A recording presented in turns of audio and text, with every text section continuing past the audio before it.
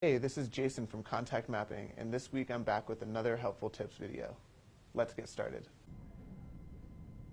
The first thing we want to do is identify a new lead. Toby is interested in joining Contact Mapping, so he will be our lead for today. As you can see, we have him under hashtag lead in highlights.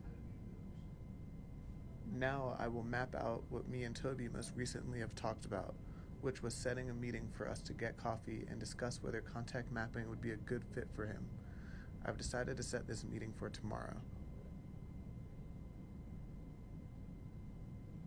When you set meetings with somebody, this is a great time for the two of you to develop a more meaningful and deeper relationship together.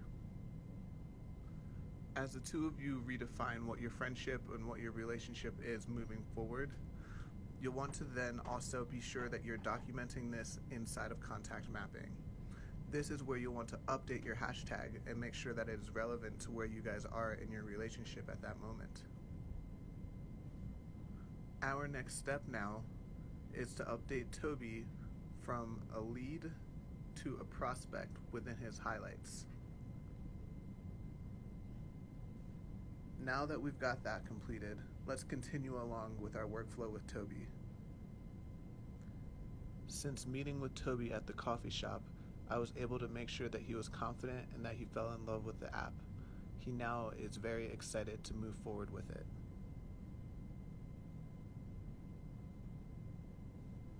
Here is another example of how our relationship has changed. Toby is no longer a lead, he's no longer a prospect, he is now a client of ours, and we want to make sure that we maintain a professional and a personal relationship with him. So we do want to make sure that we go back into the highlights and update his hashtag to represent that change. So in conclusion, this video will help you move people from prospect to client to friend to whatever type of relationship you want to categorize them as. This video now helps you understand how you can do that with a quick change of your hashtags. Thanks for watching.